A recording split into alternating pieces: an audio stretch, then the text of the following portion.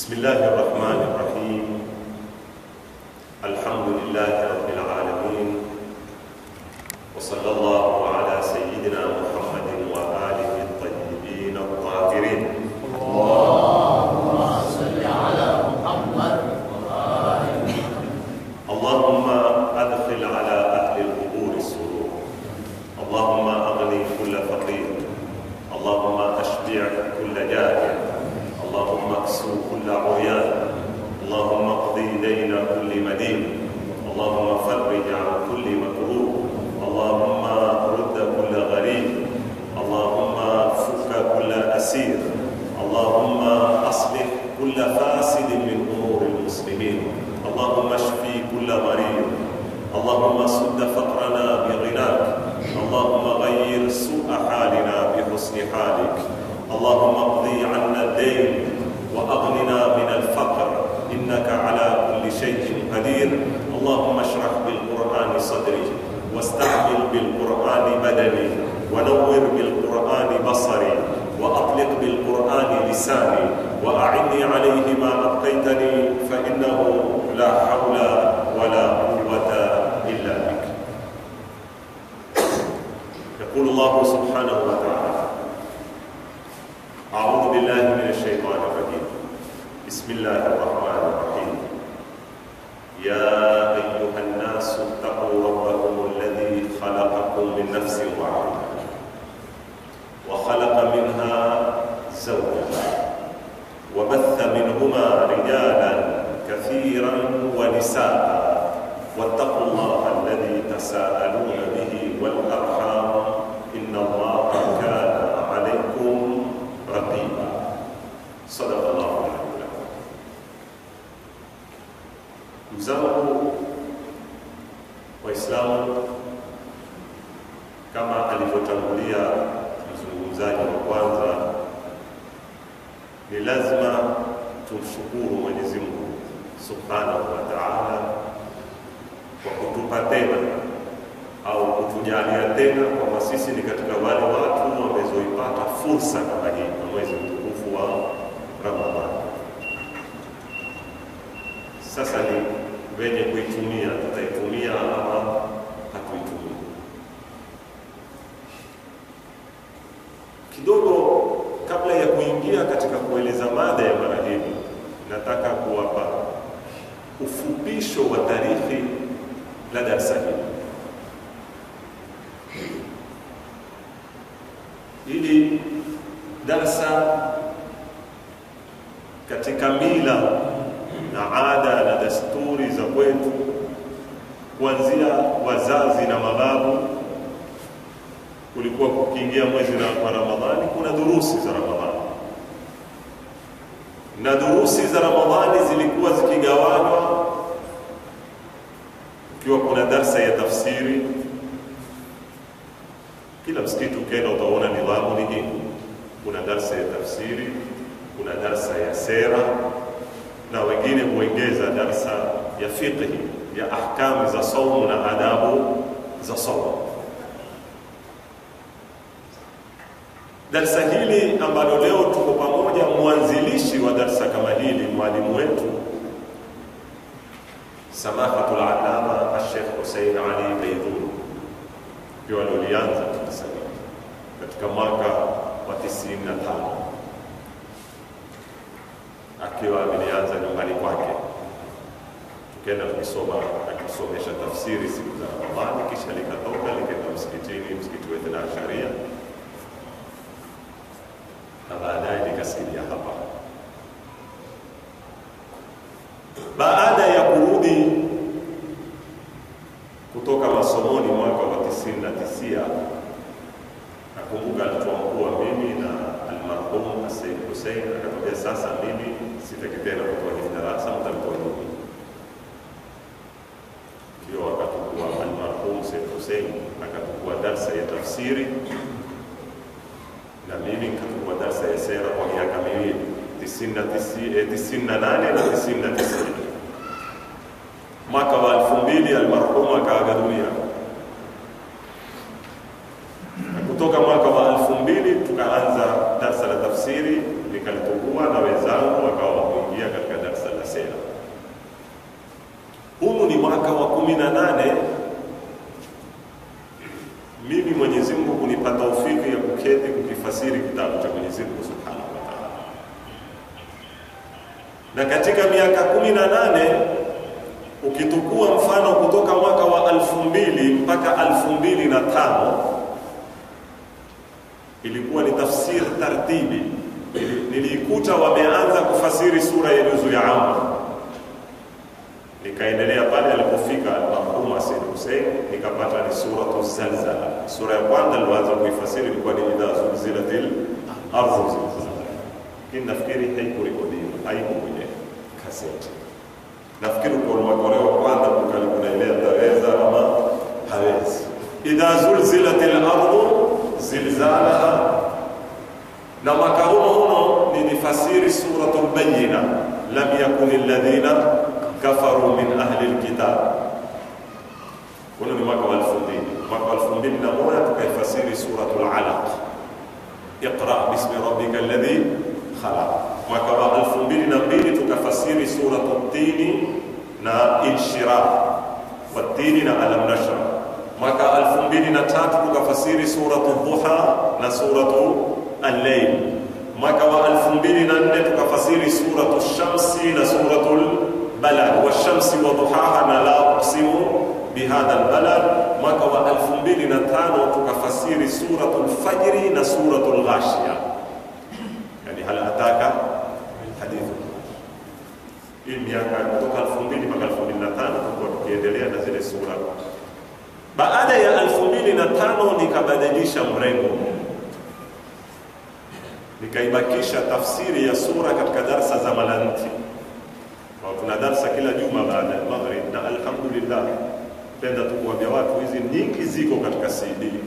Katika darasa za magharibi Mungu akanipa taufiki, nimeifasiri suratul Fatiha, qul a'udhu birabbin nas, qul a'udhu birabbil falaq, qul huwallahu, suratul Kahfi, suratul Yasin, suratul Yusuf, suratul Rahman, suratul Mulk, suratul Jin, na juzi Shaabani tulimaliza suratul Hujurat.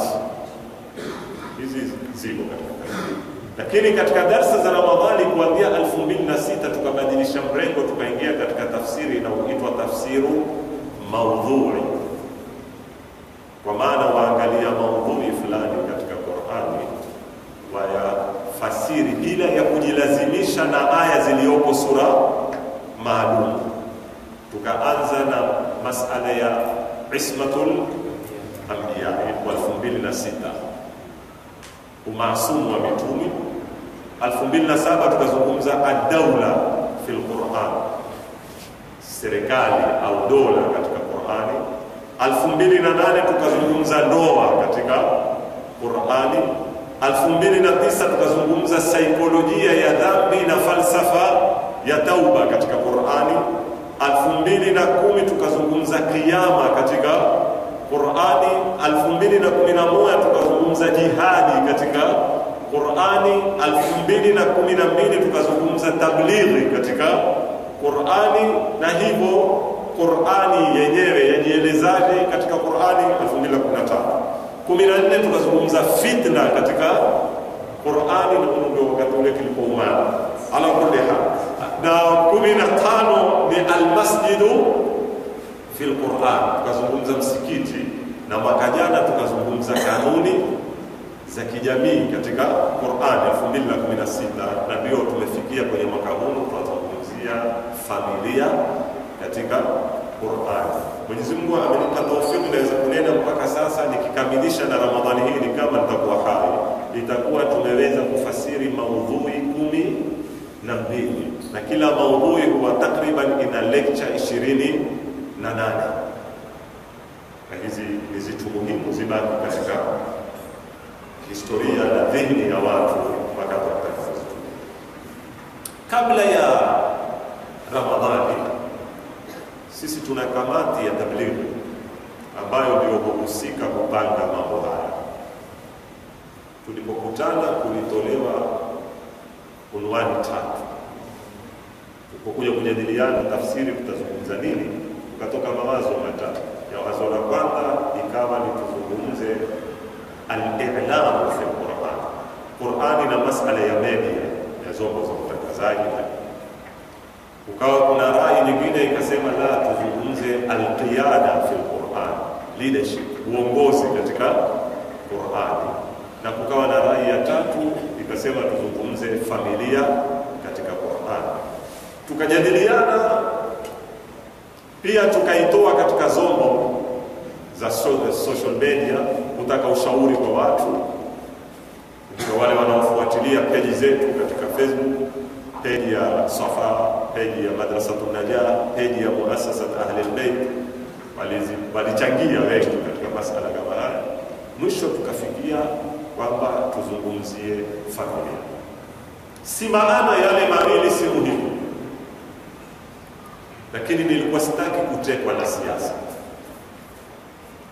Nilikuwa sitaki kuingia kwenye maudhui ambayo na tuko kwenye vuguvugu la nini la kisiasa, tuwe tutaibadilisha darasa itakuwa ni darasa ya nini ya kupekeshwa na ajenda zilizomo kwenye Mungu. Tumetagua familia. Sababu nne zitakazokuambia kwa nini nikatagua familia. Kwanza, yataka ieleweke kwamba maudhui ya usra ndio familia katika Qur'ani yamepewa kipawa mbele kiasi kikubwa sana. Mamia ya aya yanayozungumza masala ya familia. Pengine mtastaajabu kusikia neno hili. Si masala, si maudhui yamezungumzwa kwa aya 5 wala kwa aya 10 wala kwa aya 20. Ni maudhui yamezungumzwa kwa mamia ya aya, na yamewekwa ni katika zile priorities za Kiislamu. Sitaki kuyatangulia mambo mtakuya kuyaona. Wa ila utafasiri vipi wewe uifanye taa ya wazazi ni sawa na ibada ya Mungu? Angalia, wa qadara rabbuka alla ta'budu illa iyyahu. Baada ya ibada ya Mungu imekuja nini? Wa bil walidaini ihsana. Tunapozungumza masala ya baba na mama na kuwatendea wema, tunazungumzia masala gani? Familia. Mwenyezi Mungu aliponena baada ya ibada aja kwa nani? Kwa familia. Alla ta'budu illa iyyahu wa bil walidaini ihsana. Na aya kadhaa. Kwa hivyo ni mada tajiri katika Qur'ani. Ina aya nyingi sana na ina mambo mengi sana. Pili, familia au usra ni ahadu arkani mujtama. Kwa mtazamo wetu wa Kiislamu, jamii yasimama kwa nguzo ngapi? 3. Na hapa napenda msikize uzuri sana. Nguzo ni zile zilizokuwa jamii, nyingine zote ni kuta na sakafu. Lakini nguzo za kihakika zikitaka zijengwe jamii ifanye ni ngapi? Ni 3. Na ndio utamkuta Ayatullah Muhammad Mahdi al-Asifi ana kitabu anakiita al-Jusuru Thalatha. Ningeomba wale wawezao kusoma Kiarabu wakisome kitabu kidogo tu, kitabu tena al-Jusuru Thalatha, bridge 3. Jisri, Jusuru ni wingi wa jisri, na jisri ni bridge. Akusudia nini akisema bridge 3? Azikusudia hizo nguzo 3 nitakazozungumza mimi zaidi. Ni zipi ya Maulana? Atuambia al-baytu, al-madrasa, al-masjid. Al-baytu, al-madrasa, al-masjid. Jamii ya Kiislamu ukitaka kuiona ni jamii iko sawa, tupa ito lako kwenye zitu hizi 3. Ziangalie zikoje. Tupa ito lako kwenye al-bayt. Bayt hapa si kuta, familia. Al-bayt nyumba. Na kusudiwa ni familia. Kwanza angalia familia zikoje. Nukta ya kwanza. Pili, almadrasa, angalia zituo zake za elimu. Na madrasa hapa si madrasa ya kile ya kinyume na skuli, madrasa kwa maana kila panaposomeshwa, si madrasa kwa maana ya kusomesha dini kwamba hamuna skuli, zote za elimu. Ziangalie taasisi zao za kielimu zikoje, angalia malezi yao, angalia elimu yao, angalia ibada yao. Almasjid, ukipata zitu zitatu ziko sawa, jamii iko sawa. Ukipata zitu hizi zitatu zote haziko sawa, au kimoja au ziwili zina matatizo, basi jamii ndiko hivi. Juma, nielewa vizuri sana jamani. Sasa ikiwa sisi tuzungumza nguzo ya kwanza ya jamii nini? Ni albayt, ni familia. Alhamdulillah, mwaka juzi niliafikiwa kuzungumza nini? Msikiti na roli ya msikiti.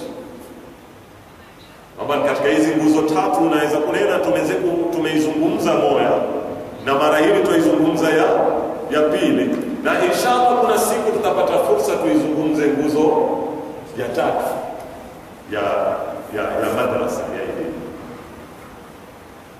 Tatu, narudia kwamba Qur'ani imeipa suala la familia kipaumbele kwa mamia ya aya. Pili, suala la familia ni moja katika nguzo tatu za kijamii, na hatuwezi kujenga jamii kabla hatujajenga nguzo hizi tatu. Nataka kuambia kitu kimoja, na hili ni ijtihadi yangu, si qala Allah sasa wala qala Rasulullah, ni ijtihadi yangu. Namna ninavyoisoma jamii yetu, twaweza kuafikiana na twaweza tusikubaliana, lakini nafikiri tukifuatana tutakubaliana. Kila anaoishi katika hii jamii yetu, hususa jamii yetu katika Lamu, na nikukusudia watu wetu, katika miaka 10 hii ya mwisho, katika miaka 10 hii ya mwisho tutakubaliana kwamba kumepatikana mwamko kiasi kikubwa wa elimu.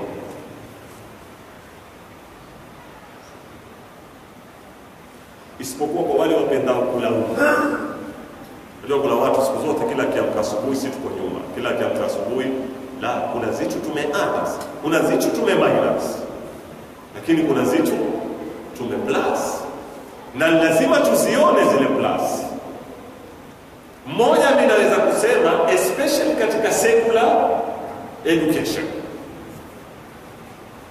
na mara nyingi mimi nikiwaambia watu tukiketi kuzungumza, naambia mimi nikifahamu katika umri wangu wa miaka 15, 20 mpaka 25, ilikuwa huwezi kutembea barabara za Amu utaiona digrii ni kama ndi mweupe. Ukitaka kushiria nini digrii ni kama kushiria ndi mweupe kwa lugha za Kikwetu, yaani ni adimu. Lakini leo ukatoka hapa Swafa msikitini leo ukienda mpaka county kule assembly, utapishana nazo ndiani kutoka diploma mpaka masters zaidi ya hisabu za zanda za mikono yako na miguu yako. Sina statistics za kuambia kihisabu kwamba tuna degree ngapi, tuna master ngapi, tuna diploma ngapi, na pengine tunaona baadhi ya PhD ima ziko kwenye process ya kufanywa ama zimekwisha. Ziko, na hichi ni kitu tataka kionekana, na hili ni upande huu. Ukiangalia watoto wetu wamequalify kwenda national school katika masekondari makubwa walikwenda kusoma nje, alhamdulillah. Lakini ni maoni yangu katika kuobserve kwangu hii miaka 10 ya mwisho, mwamko huu wa elimu umezopatikana, alhamdulillah. Nataka tushike na tutilie nguvu na tuupige msasa. Nafikiri mtakubaliana na mimi tena na pili, waenda khatan aksia. Nyuma tulikuwa tuna matatizo ya elimu ya sekula, na tulikuwa mara nyingi tukitakikana kwenye mambo hatuqualify. Tumekuja tumepambana na jambo kama hili, tumekwenda na khatan, wanasema ya kupanda, sio ile? Tuko katika khati ya kupanda, lakini wakati tunapopanda katika khati hii ya kuongeza elimu, twateremka kimaadili. Tulipokuwa hatuna elimu ilikuwa kimaadili tuko na maadili, na uzungumza hapa ni maadili kwa maana mapana sana, si maadili ya kuvaa kofia na kuangalia tasbiha. Maadili na uzungumza hapa ni maadili ya ukweli wetu, uzalendo wetu, kupendana kwetu, kushikana kwetu, kuipenda mii yetu. Hizi zote zaingia katika nini? Maadili. Kule nyuma pengine tulikuwa watu wamemaliza 7 tu, pengine tulikuwa tuna watu wamemaliza form 4 hawakwenda form 5 na form 6, lakini wale waliokuwa wamemaliza 7 walomaliza form 4, hali ya uzalendo wao na kupenda kwao Mungu na uaminifu wao na ukweli wao ilikuwa iko katika degree ya juu. Education ilikuwa iko chini. Leo katika upande wa education twapanda, lakini katika hali ya maadili tunafanya nini? Tashuka. Sijui makubaliana na mimi, ni maoni yangu katika kuobserve hapa. Inatumaanisha kwamba katika nguzo mbili za jamii, nyumba na madrasa, katika miaka yetu 10 ya mwisho tumepigana sana kuijenga madrasa, tumesahau kuijenga nini? Nyumba. Kwa sababu haya yanaoongezeka upande huu kufanywa kazi na madrasa kwa maana mapana, skuli zote, haya yanaopungua kazi yake ufanywa na nini? Na nyumba. Sasa wale wanakuwa wakifeli skuli, poleni jamani, kuna vitu zingine tunabidi tuzikosoe, ingawa hatuwezi kuziondosha, ziko kwenye uwezo wetu, maana sio kanapia, lakini ustadi wa kuzibomu hizo kisha na nyinyi ufanye, haziko kwenye uamuzi wetu, ziko kwenye uamuzi wa serikali. Kunaenda zibaki ama ziondoke. Ule kijana alokenda skuli saa 2 mpaka saa 6 akibaki na wazazi wake masaa mengi, elimu alikuwa dhaifu, maadili alikuwa. Huyu aduri yao skuli akaatiwa walimu masaa 12, hana nafasi na wazazi wake, elimu imekuwa nyingi, maadili yamefanya nini? Yameanguka. Sio maiona plus minus? Kila ukiplus masaa ya skuli wa minus masaa ya nini? Ya nyumba, na wa plus education yani elimu wa minus nini? Maadili. Hizi ni khatani mutaa. Usijisumbue, usimgoje mtu atuangiroke Kenya hakuna walimu hawana ghera. Ulichokizaa wewe utakiea wewe, hakieni na mwingine. Watani kutupiana watu majukumu. Mtaka mwalimu amemkuta mwana leo tu darasani awe ndio mlezi wake. Hakuna hivyo. Hakuna. Mwalimu kazi yake atamsomesha mwana tu. Hamlee. Utakayekumlea mwana nani? Ni wewe. Wewe ndio utamfundisha mwana maadili zake, huheshimu vipi. Mwalimu hawajui maadili zake. Wewe ndio utamfundisha mwana kwamba ana jamaa zake, ukutana kila juma mkala pamoja, ukamwambia huyu ni anti yako, huyu ni khalati yako. Mwalimu hayajui hayo. Au atakapenda kufundisha skuli. Wewe ndio utamfundisha mwana uketi kula, umwambie baba mtu akila na watu harambi mikono namna hili yako. Kwa ni uchafu huu. Mwalimu hana time ya kufundisha hayo. Mwalimu utamfundisha 1+1 ni 2. Na pengine mifano naopiga mimi utaona mifano dhaifu. Harambi mikono, kuramba mikono kuna maana mbili. Kuna kuramba mikono wakati wa kula, kuna na hizi turambazo mikono kwenye jamii, hakuna umatia au ndani wake. Hatukufundishwa kuatiana, hatukufundishwa kutanganya sahani. Tumefundishwa kila mtu kula sahani yake. Haya hayafundishwi skuli, haya hayafundishwi madrasa, haya hufundishwa ndani ya nini? Hufundishwa na baba na mama. Lakini baba akiamka alfajiri hutunda akampa kindergarten Takuja kuambia muone hizi zitu zilizopangwa zikatufikisha hapa. Kijana na miaka 2 umpeka nasari. Kijana na miaka 2 ana miaka 5 umpeka nasari. Kisha baadhi walalamika, kijana hawana adabu, walimu wao pia ndio wana adabu. Wewe una adabu pia. Si mwalimu wake. Wewe baba. Mtume sallallahu alaihi wasallam hakunena illa ustadhahu, hakunena yao, alena illa abawahu. Kullu mauludin yuladu ala alfitra, kila kinachozawa huzawa katika maumbile ya kuwa chema, illa aba ustadhahu. Nataka niwe abu nilotajwa ni ustadhi hapa, ni chicha, ni madam, abawahu, babake na mamake, yumajisanihi au yunasiranihi au yuhawi, ndio watamfanya mnasara ama watamfanya myahudi ama watamfanya majusi. Ni nani? Abawahu, ni baba na mama, si nasari, si primary, ni wewe. Kwa hivyo yatakuwa kwa urefu ya mambo tutayagusa. Tunataka hapo nikwambia, jamii yetu sasa tumeiona tupanda katika khatul ilm, lakini twashuka katika khatu daruya. Twa plus education, alhamdulillah, lakini tufanya nini? Twa minus katika mambo. Katika kuplasi kwetu na kuminus ya reflect katika sasa harakati zetu za kisiasa na za kijamii. Zile tunazoziona kwenye siasa ni reflection ya haya matatizo, na sisi tunataka kumtafuta gavana na nani ayatatue haya. Tumtafute baba na mama mambo yatatue haya.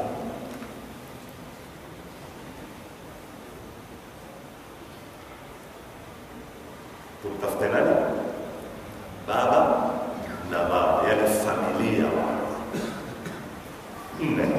Nafikiri tumeelewana sasa kwa nini kuna umuhimu sasa tuilete issue ya nini? Ya familia. Education tuko sawa, na nasema tiani Kongo hivyo hivyo, tuendelee kusomesha, lakini lazima na turudi kwa nani? Kwa familia. Familia itukue responsibility zake, tubalance mbawa mbili, elimu na nini na maadili. Ya mwisho, kuna haja leo kuizungumza mada ya familia, hata kama hakuna haya matatizo, hata kama tuko sawa, pia iko haja nyingine, nayo ni mabadiliko yanayopitia jamii yetu na ulimwengu mzima. Lakini mimi nazungumza katika jamii zetu, sitaki kuzungumza na watu wa Arabuni hapa, wala sitaki kuzungumza na mimi, nazungumza na watu wa jamii zetu. Kuna mabadiliko, napenda mnifahamu kabisa. Mabadiliko haya yako hivi. Kwanza kuna at-tahawul demografi. Kuna mabadiliko ya kidemografi. Bila shaka, kabla ya miaka 20 sio leo. Na ukenda mbele hivyo, ukenda Mokowe, ukenda Wito, na hata huku visiwani pia challenge hii yaja. Ukipigwa start hizo kina Lapset na Call na nini, zitakuwa chuku kwa ufu hizi. Kwa hivyo kuna mabadiliko ya kasi ya kidemografia. Na mabadiliko ya kidemografi siku zote huleta mabadiliko ya kijamii na ya kimalezi na ya kimaadili na ya kiathari, na hubaki familia ndiyo msingi wa kuhami watu culture yao, maadili yao na desturi zao na mila zao. Hubakia familia pekee yake. Na hili nafikiri sote tunajua. Leo ukiketi katika mfano Lamu County, statistics za mwisho zilizofanywa kwa population ni 100,000 wa share, sio? Ambao katika ile 100,000 ukianalyze, na utaketi upate breakdown yake, 20,020 kina nani, 30,030 kina nani, 5,000 kina nani, 2,000 kina nani, mpaka mwisho utapata ni mseto usioeleweka. Kiasi huyu ukitia buru utatoka nje. Waweza kutoka chochote. That mean kwamba mitindo ya malezi tulokuwa nayo kabla ya miaka 20 haiwezi, pamoja na kwamba hatuikosoi, iko sawa, haiwezi kufaa tena leo mitindo ile. Haiwezi kufaa. Tunahitaji mitindo mipya kukabiliana na challenge. Yaani kwa maana jamii yetu ilikuwa mtoto akiewa na familia, akiewa na baraza, akiewa na barabara, akiewa na ziwanda za mpira, akiewa na beaches, akiewa na kila kilioko ndani kikimuyea, kwa sababu kulikuwa kuna one culture. Sote tuzungumza lugha moja. Ambiwalo nyumbani ndilo alisikialo barazani, alisikialo barazani ndilo alisikialo mpirani, alisikialo mpirani ndilo alisikialo ufuoni, baharini, jahazini, pundani, peka kote, asikia one language. Kwa hivyo sisi tumeewa, hatukuewa na baba na mama, tumeewa na mazingira yote. Ilikuwa kila akushindao umri ni babako. Ikiwa wewe kusita babako na mamako kuvuta sigara, na kila akushindao umri utafanya nini? Utamsita. Kwa hivyo ilikuwa kila mtu mwenye umri sawa na babako katika jamii alikuwa nani? Babako. Na kila mwenye umri sawa na mamako alikuwa nani? Ni mamako. Na kila mwenye umri sawa na ndugu yako mkubwa ni nani? Ni ndugu mkubwa. Wa hakadha, jamii yote ilikuwa ni mababa na mamama na ndugu na wajomba na mashakazi. Kwa hivyo wewe ulikuwa asubuhi ukiamka ukiuliza fulani uko wapi? Uko Mwembeni, uko teza mpira. Kaenda mpaka saa 7. Wazazi kwa hapana wasiwasi. Bora tu ile time uloikewa saa 7 uwe uko hapa kula. Hapo ukitokea saa 7 shughuli zako. Sawa. Lakini kuanzia saa 1 mpaka saa 7 yeye alikuwa hana haideki. Hapo huo umetoka una virus na utarudi una virus. Leo tuwezi tena kuyea hivi. Tuko vizuri sana. Leo hatuwezi tena kulea hivi. Wezi leo kumwata kijana chako yeye na barabara. So barabarani kuna tena watu wale. Kuna different language. Niliwahi kuambia siku moja, nitaolewa na mtoto wako tena bado ya Nairobi. Msikia watu baba kumpeka skuli ya Kikristo, sikupeka ni msikia wale marafiki zangu. Kwa hivyo kuna mazingira. Utamwona kijana amerudi kuambia neno, subhanallah, pale nyumbani haliyataika, baada hakuyawahi kusikia, ametoa tango la kutukana, hakuyawahi hata jiranini pale mtaani kusikia tango kama neno. Wamsikia mtoto wako miaka 4-5 alitoa, amelipata wapi huyo? Kuna different huku nyumbani, ambiwa wewe kijana mtoto kunena tamko hilo ni makosa sana. Uliapata watu wazima huambia jana watoto tamko lile. So wakataza huambia. Big challenge. Hii tunaita at-tahawulu ad-demografi. Pili, kuna wanasema maulamai at-tadakhulu ath-thaqafi. Kuingiliana tamaduni. Sijui Kiingereza pale maneno yapata kwenye maneno yake Kiingereza kwa watu wa kisasa watakuwa kufahamika zaidi sana. Nini tofauti ya demografi na thaqafi? Tahawulu demografi haipatikani mpaka kuingiliana kimwili, kimateria. Yaani hawezi kukuathiri wewe demografia mtu aliyoko Amerika, hawezi kukuathiri wewe mpaka muingiliane kinini, kimateria, yani kimweko katika ardhi moja, maeneo mamoja. Lakini atadakhulu thaqafi, maingiliano ya kitamaduni, aweza kukuathiri wewe leo mtu ambao uketizie wapi? South America, Mexico, lakini amwathiri mtu aliyoko wapi? Lakini imeletwa na globalization. Imeletwa na nini? Na globalization, ambayo imeibadilisha dunia ikaifanya ni kama kitongoji. Sisi ilikuwa zamani kizidi kwetu ni Wahindi. Na watu wa huko kwa hata sinema za kizungu kwa siku ya Hamisi peke yake hawapendi sana sinema za kizungu.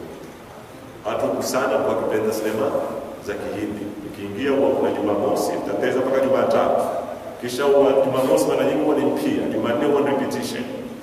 So utazwa Jumanne na Jumatano. Hamisi ndio wa sema za Kizungu. Mimi nakumbuka cost ilikuwa sema Kizungu wanawake Amerika wao wanaume watupu.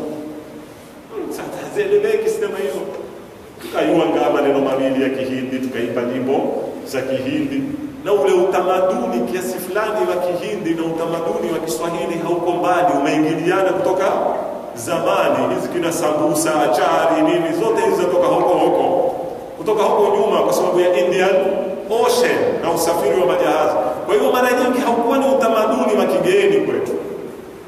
Lakini sasa hivi ndio usikie zipindi za Colombia, zipindi za Mexico, sio zipindi. Sasa tumekuwa kuna culture ya mseto sasa ya vamia ndani ya majumba kiasi kikubwa sana. Nafikiri mmetofautisha sasa nikinena baina ya demografi na nini na thaqafi. Thaqafi ni masala ya globalization, majishi, internet, hizo. Leo tumekuwa wewe na aliyoko Amerika mapeana. Leo maana muona mtoto wetu akatanyeka kama Ronaldo. Leo muona mtoto wetu mara tembea mwendo kama wanani wa fulani watezaji, ule ni Portugal, ule ni Spain, ule nini, kimwangalia kutoka nye za Kispain, fulana ya Kiuingereza, suruali ya Kiamerika, ziatu screen za kinini, ukimwangalia kutoka yupa katini ni mseto wa kitamaduni. Moya utukuzie tamaduni 6-7 pale utembea nazo. Hakufundishwa nyumbani mambo yale wala hakufundishwa skuli. Ni nini? Globalization. Sasa hii yaleta changamoto mpya kwa familia katika kubadilisha mitindo ya kimalezi, kujua kukabiliana nazo zitu kama hizi. Nimeeleza la tatu katika huu mundo, changamoto 3 zinakabili familia yetu: demografi, maingiliano ya kitamaduni, na 3 technology. Hapa technology sitaki kuizungumza kwenye thakafa, ndio izungumza hapa technology na kusudia watoto zombo zilioko mikononi mwao zimewapeleka mbali kiasi gani, na wewe mzazi una mchango gani katika kumlea kukitumia hiko chombo mikononi mwake. Hii teknolojia iliyotiwa mikononi kwa vijana, simu, kompyuta, internet, hii imewatilia mikononi vijana watoto sana ambao bado hawajamaliza dauri la kuelekea. Imereflect kwenye kuwafanya gap iliyo generation ya wazazi wao na wao wenyewe ni watu watoka kwenye ulimwengu tofauti. Sasa inakufanya wewe vipi utaweza kumlelea kijana chako na kumlinda katika kutumia zitu hizo na kumuongoza. That means haitoshi tena leo zile adabu ulofundishwa za baba na mama takana aziue katika kulea vijana zao. Kuna mambo utakaofundishwe. Ghariba ajibu. Kuna organization Libanoni mimi naifuata sana, imeanzishwa, mmoja katika maulamai wakubwa. Kazi yake ni kuelimisha familia tu. Kila siku 2-3. Hivi leo nimetoka nimeangalia wameshatangaza warsha nyingine. Walikuwa hawataka mtu ambao hana kijana wala ambao tayari ni baba, tayari ni mama. Ufanywa warsha watu 100-200 kufundishwa. Shekhe, kuna mambo lazima wazazi wafanye nini? Wafundishwe. Hayako kwenye ule ulimwengu tulourithi kwa baba na mama. Mapia yamekuja. Leo mwana akuzaja wewe na simu yako kama uko smart. Kama uko smart. Hivyo kuna mambo ni muhimu tuyajue. Mfano leo watu wangapi wajua kitu email? Siku kiua kiina uyua email nini, yafanya nini? Sizungumzi hii young generation, nazungumza age zetu kwenda juu. Ni mtastaajabu sana akina mtu ayuwe. Kuna watu wako maofisini, mameneja hawajui mambo haya. Nimewaona, nimekutana nao. Wala si masala ya kwamba amesoma shule wala kusoma shule. ABCD hayuwi. Amesoma chuoni tu na huziparaga hizi zitu kisawa sawa. Na waweza kumpata mtu amesoma university zote, hayui zaidi kutuma message kwenye simu yake. Mangapi katika sisi wajua maana ya website ni nini, internet ni nini, Google ni nini? Mtu akiingia kwenye Google aweza kuwasiliana na ulimwengu wa aina gani? Sijui yuzi umeona kwenye magazeti kuna game zimetolewa zikitangazwa kwamba hakikisha watoto wenu hawazitumii, zimeshaua watoto kadhaa. Umefuatilia hii information? Kuna game zimerushwa kwa zidownload kwenye simu. Vijana wanapenda sana ile game ya kugai. Ina stage 1. Si kawaida games kwa hivyo. Kuna stage 1, ukishinda wenda katika stage 2 ya kutukua psychological. Una stage fulani ikifika hukuguide kujiua. Ima hukufikisha kwenye mahala ikamkinaisha ule kijana, sasa wewe umeshinda kila kitu, umebakia upande sakafuni uitose timu. Na kuna vijana kadhaa wameshajitosa. Hizi vitu zilikuwa kwenye magazeti zikitangazwa. Games. Wewe waweza kuona games normal. Umemwambia tu kijana chako fanya nini? Kupiga tu. Wamesura wale makhabithi hao watu. Wameziingia, wamezitengeneza, wameingia psychological. Wateza na wazungumza na akili ya ule kijana ambao uko kwenye ile game mpaka wamfikisha watakao. Sexual pia zatumiwa game kuwaingiza vijana kiasi fulani mafahimu za kijinsia ambazo bado hawajawa tayari kufanya. Haya ni mambo wazazi lazima wayajue. Watayajua vipi? Haya ni vitu zataka si mimi, zataka watu professional wamezosomea vitu kama hizi za psychological na masala ya guidance na counseling na masala ya familia na new technology. Kufanywa warsha, watu wao hufundishwa alphabet za maisha haya ya leo ya technology, ili wajue watawaguide vipi watoto wao. Kwa sababu usitoke hapa ustadi game zina hatari yao, simu ina hatari yao, marufuku haendi hivyo, utapigiwa wewe marufuku. Huwezi kupambana na hili wave, hili ni wimbi laja kwa kasi. Huwezi kusimama ukanena lisije litakutukua, ni kulipanda taratibu taratibu, ukalikonesha ukaweza kulipeka pale utakapoenda. Tuwezi kuavoid hizi vitu, tuwezi kuavoid watu wasitumie simu, tuwezi kuavoid watu wasitumie kompyuta, lakini tuweza kuwaongoza watoto wetu watazitumia vipi na huku twawalinda na utawala. Haya ndio mambo ambayo yamenifanya nione kwamba suala la familia ni suala la stahili kupewa kipaumbele na tulizungumzia. Ingawa napenda kutanabahisha mambo yafuatayo. Kuna mada tofauti na zaingiliana. Kuna wakati wewe wataka kuzungumza suala la ndoa, na nimezungumza, nimewaambia miaka iliyopita, ndoa ndio mlango wa nini? Wa familia, na ina mambo yake marefu. Lakini utakuta baadhi ya mambo yanayozungumzwa kwenye ndoa yahusiana na masuala ya nini? Ya familia, zaingiliana. Kwa hiyo kuna baadhi ya mambo tutayarudia kwa mtazamo mwingine wa kifamilia, lakini hatuko hapa kuzungumza ndoa. Mambo ya tafsiri za ndoa hatuko hapa kuyazungumza. Tuko hapa kuizungumza ndoa kwa kadri ya kufaulu kwake inavyoweza kufaulisha nini? Familia. Mfano, kuna suala la haki za wanawake au haki za mwanamke na haki za kila mtu. Tukija kuzungumza katika familia, lazima tutazungumza haki za members wote wa familia. Baba ana haki gani, mama ana haki gani, kijana ana haki gani, mume ana haki gani, mke ana haki gani. Lakini mada ya haki ni ndefu. Siko hapa kujibu matatizo yanayotiwa na wasiokuwa Waislamu. Leo si suala hilo. Kwa nini mwanamke hurithi nusu? Kwa nini mwanamume kurithi kamili, hayatuhusu leo kwenye mada ya nini, ya familia. Hizo ni mada zataka siku yake. Sisi tunazungumza haki zilizoko ndani ya familia kwa kadri ya namna ya kuifanya familia nini ifaulu. Lakini hatuko kuzungumza kwa nini mwanamke avae hijabu, kwa nini mwanamume asivae hijabu, kwa nini mwanamke aoe na mume mmoja, kwa nini mwanamume apewe nafasi ya kuoa wake wanne. Najua yatazuka maswali kama hayahusu mada hii, hayahusu.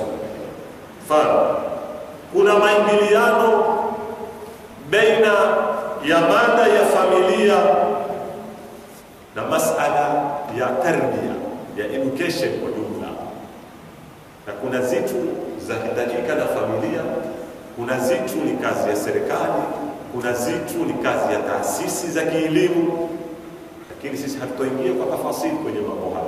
Sisi tutazungumza malezi kwa kadri ya kuwajibika baba na nani na mama katika kumlea.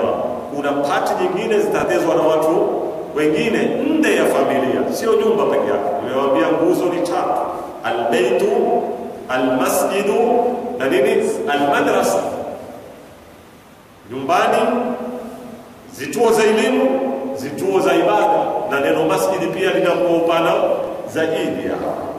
Haya ndio mambo ambayo nataka kuzungumza kwa dakika 3 zilizobaki. Leo ilikuwa ni mukaddima.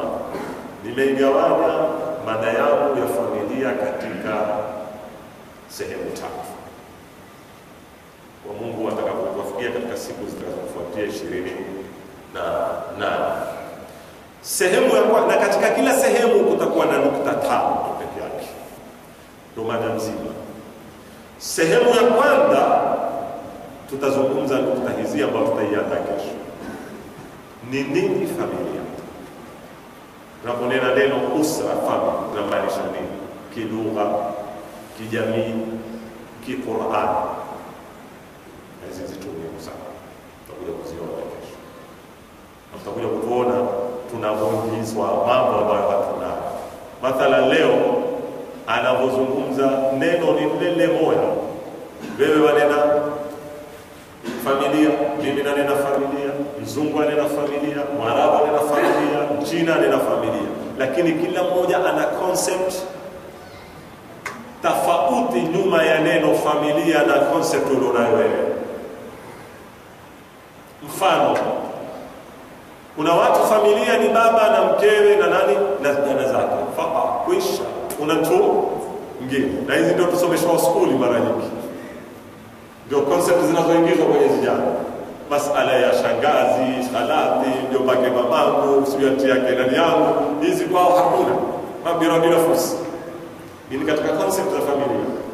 Kuna watu katika familia ni kila mwanamume na mwanamke waketio nyumba moja ambao huishi kama mume na mke, bali oana, hawakuoana au nani. Ni familia. Almuhimu kule ndani kuketiziwe kama mume na mke. Mfano kila lifanwalo na mume na mke. Kuliambiana zawajtu, hakuambiana la yubali, sipendele ni kule. Kuna watu wana concept za familia hizi.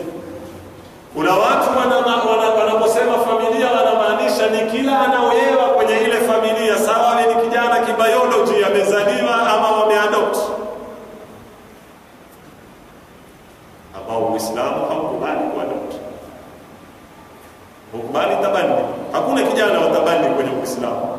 Na ndio leo kwa Mtume, makana Muhammadun aba ahadin min rijalikum walakin, kiswa cha Zaid simakiwa Zaid ibn Hamad.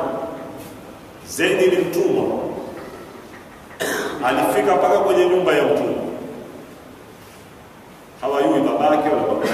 Akawa kumtumikia mtume kwa muda mrefu. Mara kukatokea babake na mamake wakamtambua kwa yule kijana chetu anatupotea. Kaendelea mtume kusema la, mimi sina mushkil, muulizeni mwenyewe. Akitaka kufuata babake na mamake nimempa ruhusa. Akitaka kubaki na mimi ruhusa. Zaid akakataa kufuata babake na mamake. Sema la, mimi kuwa mtumwa nyumbani kwa mtume ni bora kuliko kuwa wana nyumbani kwa babangu na mamake.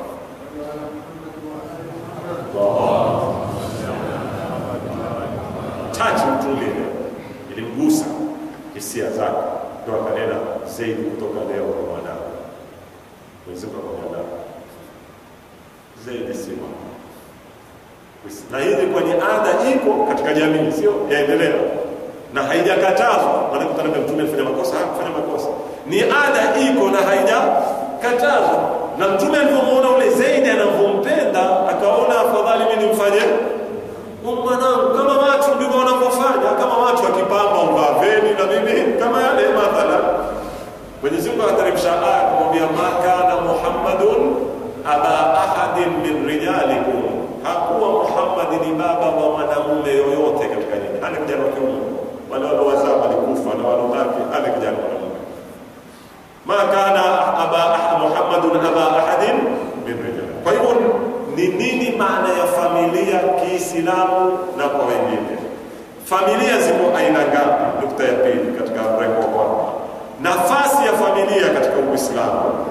Vipi tutailinda familia leo na hatari inazozikabili, asili na chanzo na historia ya familia. Hii ndio utakuwa al-mihwar al-awwal. Lazungumza mambo haya matatu: taarif, anwa, nafasi yake, kuilinda, na historia ya familia na chanzo chake. Mihwar ya pili tutazungumza yafuatayo: malengo. Kwa nini tuasisi familia? Malengo ya kuasisi familia ni ziungo gani zinaounga, anasir, element zinaotengeneza familia ni zipi? Tatu, vipi familia itafanya ishikane baina ya members? Ni zitu gani zinazotumika kwa mujibu wa Qur'an kufanya familia iwe na nini? Na mshikano, kama kiungo cha simiti na nini. 4, haki na majukumu katika familia. 5, dori na nyadhifa za familia. Hapa tutakuwa tumemaliza mrengo wa pili. 3, pia tutakuwa na nukta ngapi? 5, changamoto na matatizo na ukabili familia. 2, masuluhisho ni nini? 3, vipi hubomoka familia? 4, matokeo na athari wakati familia ikifanya nini? Ikibomoka. 5, hitimisho ambalo ni nasaha ya namna ya kwenda kuzihami familia zetu. Na hapa tutakuwa tumekamilisha mada nzima ambayo